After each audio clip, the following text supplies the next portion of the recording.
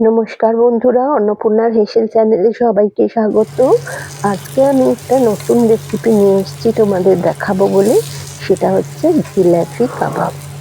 তো জিলাপি কাবাব করতে কি কি লাগে সেটা আমি তোমাদের দেখিয়ে দেবো।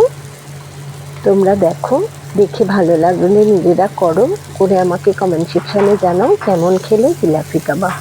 তো চলো আমি দেখাচ্ছি আমি কি করে করি জিলাপি কাবাব। আচ্ছা, প্রথমে আমি কিছু বোনলেস চিকেন নিয়ে রেখেছি। বোনলেস যেগুলো বোন আছে সেগুলো আমি বাদ দিয়ে দেবো, বোনগুলো দিয়ে বোনলেস চিকেনগুলো ভালো করে ধুয়ে আমি চিকেনগুলোকে একটা মিক্সি জারে ভালো করে বেটে একদম মিহি করে বেটে নিয়েছি। দেখো, একদম মিহি করে বেটে নিয়েছি।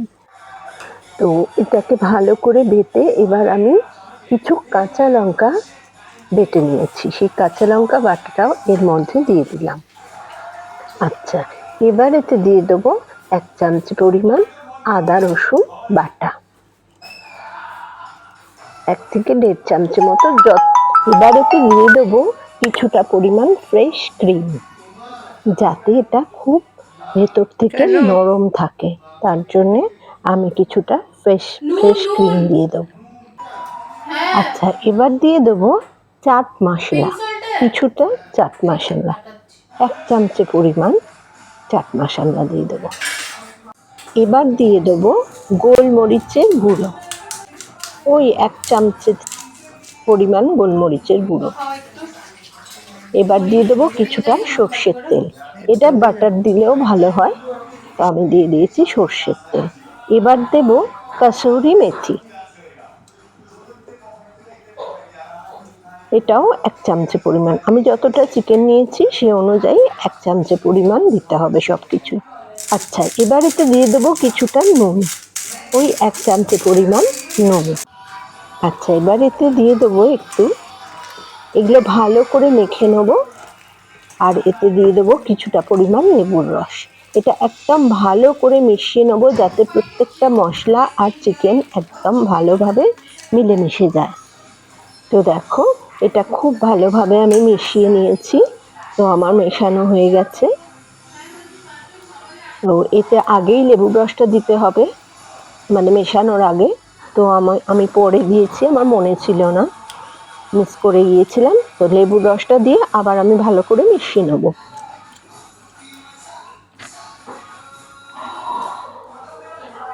আচ্ছা, এবার এটা তো গেল একটা। এবার আমার লাগবে কিছু বেল পেপার। আমি নিয়েছি হলদে, লাল বেল পেপার আর ক্যাপসিকাম, এগুলোকে একদম কুচি কুচি করে কুচিয়ে আমি রেখে দিয়েছি। আচ্ছা, এবার একটা পাত্রে আমি এই ক্যাপসিকাম বেল পেপার কুচিগুলো রাখবো। একটা বাটিতে রাখবো জল 1 বাটি, আর রাখবো ওই চিকেনের মিশ্রণটা। আচ্ছা, এই 3টে জিনিস আমি রাখবো। এবার আমি এই যে বাটিতে জল নিলাম, সেই জলে ভালো করে হাতটা ডুবিয়ে নেব, নিয়ে 2 হাতে মাখিয়ে এবার এই চিকেনের মিশ্রণটা তুলে লম্বা লম্বা আকার দিয়ে আমি এটাকে বানাবো।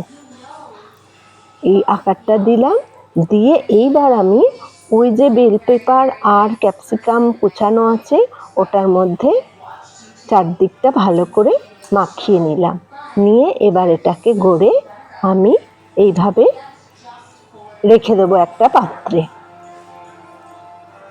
আচ্ছা, আমি এটা তোমাদের দুভাবে করা দেখাবো। এইটা যেভাবে বানালাম এইভাবে প্রত্যেকটা আমি একটা একটা করে এইভাবে বানিয়ে নেব। এটা সরুও বানাতে পারো, আর একটু আরো মোটাও বড়ও বানাতে পারো, শেপটা যে যার ইচ্ছে মতো। তো দেখো, আমি প্রত্যেকটা এইভাবে গড়ে নিয়েছি। গড়ে নিয়ে আমি রেখেছি এয়ার ফ্রায়ারের ট্রেতে। আচ্ছা, ওপরে কিছুটা বাটার আমি দিয়ে দেবো, দিয়ে এয়ার ফ্রায়ারে দিয়ে এটা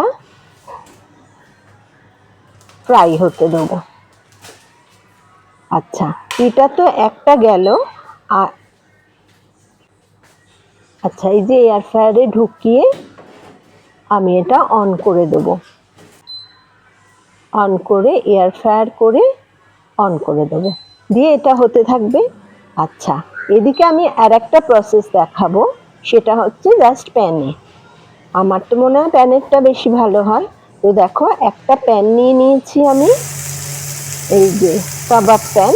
এর মধ্যে আমি ওই যে গড়া জিনিসগুলো ওগুলো দিয়ে ওপরে একটু করে বাটার লাগিয়ে এগুলো এপিট ওপিট করে আমি সেঁকে নেব, যেটা শ্যালো ফ্রাই বলে, ওইভাবে করে নেব। দেখো আমার এক পিঠটা হয়ে গেছে, তো আরেক পিঠে এইভাবে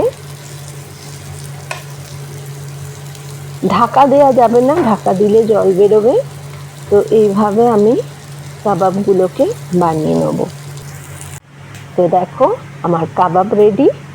তো তোমরাও এইভাবে করো, করে খেয়ে দেখো কেমন হলো, আর আমাকে জানাও। চলো আজকের মতো টাটা।